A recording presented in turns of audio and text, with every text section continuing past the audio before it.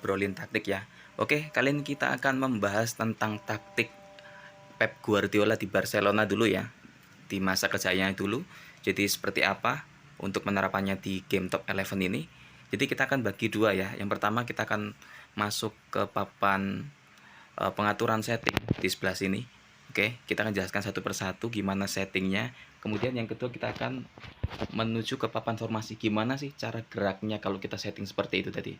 Oke, kita akan langsung masuk pembahasan ya. Kita akan pakai alat bantu yaitu kuas ini sendiri ya. Oke, kita jelaskan dulu dari awal. Kita bahas tentang mental timnya. Oke, mental tim.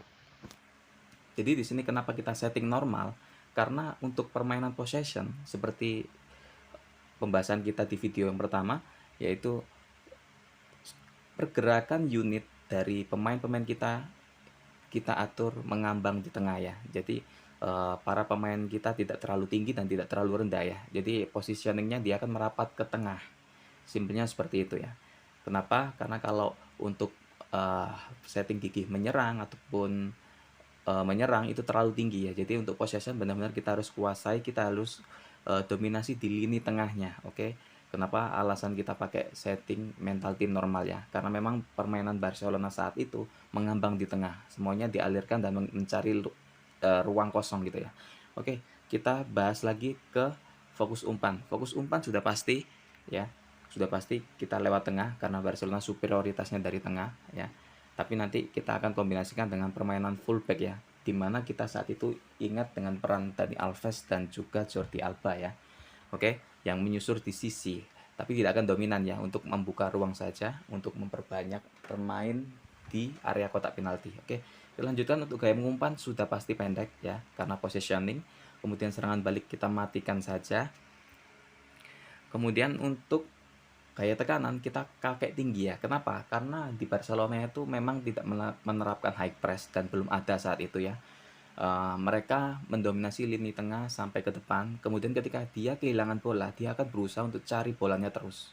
Dia akan press ya. Jadi itulah alasan kita kasih gaya tekanan tinggi lah ya. Oke. Dan kemudian untuk tackle kita kasih normal aja, dan penjagaannya bukan man to man ya. Untuk Barcelona saat itu memang zona, jadi orang terdekatlah yang mempressure ya kan.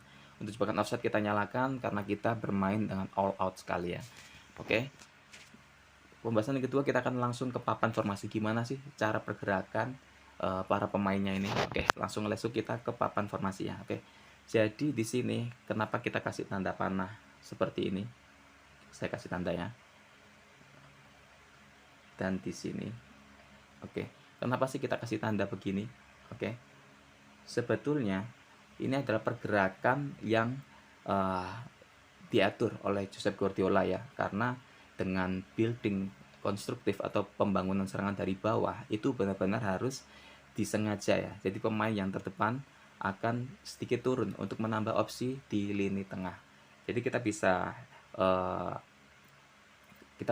ilustrasikan bahwasanya pemain-pemain yang saya tanda ini akan bergerak ya. Bergerak gimana? Nah, seperti ini. Kita kasih contohnya ya. Jadi untuk pemain yang paling belakang itu untuk sedikit naik ya, sedikit naik. Kurang lebih di sini. Ini kurang lebih di sini. Untuk apa? Karena untuk membuka ruang, untuk mencari triangle pass ya, triangle pass. Jadi untuk formasi 4-3-3 ini basicnya adalah banyak sekali terbentuk triangle pass ya. Nah, untuk wingback ini akan maju sampai ke tengah untuk membuka option. Lalu untuk yang defend midfield ya, defend midfield ini biasanya akan turun untuk mensupport dua center back ini.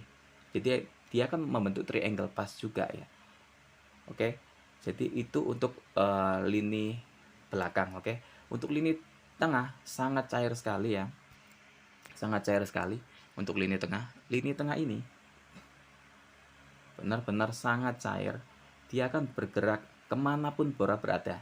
Jadi ketika bola ke kanan dia geser ke kanan, bola ke kiri dia geser ke kiri, dan dia akan terus cari bola ya. Di sistem Pep Guardiola ini diutamakan positioning, artinya tidak penting ada pemain harus berada di zona-zona ini. kebanyakan ini ruangan yang ditinggalkan. Oke. Jadi kita akan bahas untuk lini tengahnya yang sangat cair. Kemudian kita akan langsung naik ke lini depan. Oke.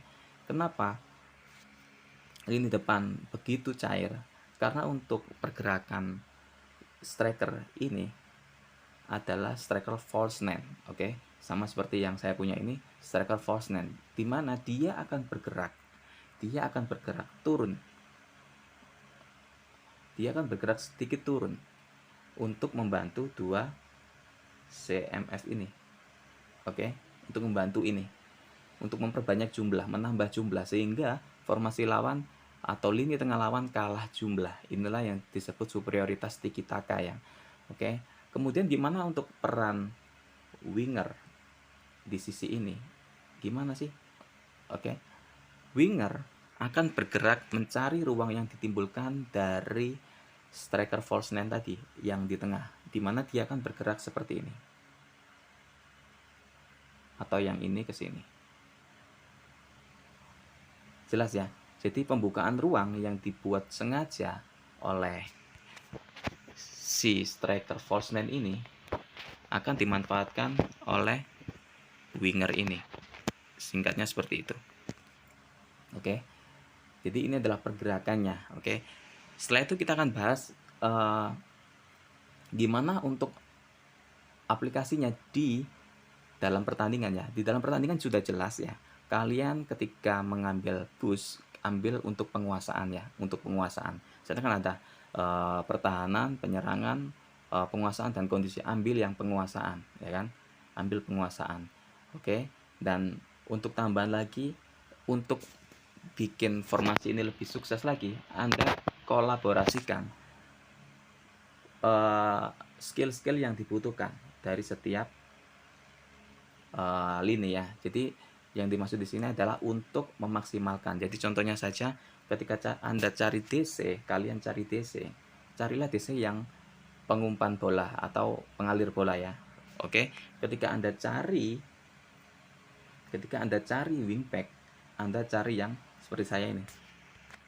Fungsinya seperti saya ya, yaitu untuk sayap serang. Oke, back sayap serang, di mana dia akan maju sangat agresif untuk membuka ruang, karena untuk strikernya ini, untuk striker wingernya akan masuk, lebih banyak masuk. Oke, lebih banyak masuk, artinya space ini kosong dan dia bisa naik sangat tinggi. Simpelnya seperti itu ya, dia bisa naik sangat tinggi, ini ya. Oke, jadi untuk pembukaan ruang saja. Kemudian kita naik ke sisi playmaker ya, atau biasa dulu disempati oleh Sergio Busquets. Oke, Sergio Busquets itu punya skill ya yang seperti ini. Kalau bahasa Italia regista, dia bisa membangun dan memutus serangan. Oke, tapi yang paling penting adalah atribut untuk membangunnya. Kemudian untuk yang di sentral ini, dulu Barcelona punya Iniesta dan Xavi. Iniesta lebih ke Mesaya ya, dan Xavi lebih ke box to box. Jadi cari yang punya atribut yang cocok. Oke, saya punya Mesaya, tapi untuk box to box saya nggak punya. Jadi kalau misalnya kalian punya, kalian cari yang box to box. Oke, karena untuk pembagian bola, distribusi bola.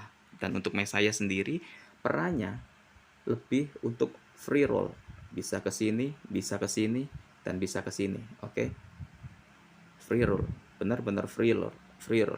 Oke, jadi dia diberi kebebasan. Sedangkan untuk yang ini ya, saya ulangi, untuk yang ini, yang Lexona ini, dia akan stay di tengah. Oke, untuk cari geser ke kanan dan geser ke kiri untuk alirkan bola saja. Kemudian untuk yang defense midfield sudah pasti untuk support ya, support untuk Lexona ini. Oke, untuk kemudian yang kita butuhkan lagi adalah cari striker tengah yang memiliki karakter false nine. Kenapa? Karena dia akan turun ya, dengan gaya main false nine dia akan turun. Seperti yang saya punya ini, dia adalah false nine, dia bisa turun ke bawah. Oke, kemudian untuk yang winger ini sebenarnya cari yang penyerang sayap, jangan cari yang sayap seperti saya punya ini ya. Jangan cari ini. Kenapa? Karena gaya mainnya beda. Kalau sayap dia akan stay di wide, di sisi. Oke, tapi kalau untuk penyerang sayap dia akan mengisi ruang kosong yang kita bahas tadi, yang ditinggalkan oleh striker palsu tadi. Oke. Dari sini udah jelas ya bedanya ya. Kalau untuk di penyerang sayap seperti ini kayak main, tapi kalau untuk sayap dia akan stay seperti posisi yang sebelumnya seperti ini. Jadi itu adalah tripnya ya. Oke. Jadi itu tips-nya untuk gimana sih cara menerapkan Pep Guardiola Barcelona itu di game top 11 ini ya. Oke, sudah cukup jelas ya.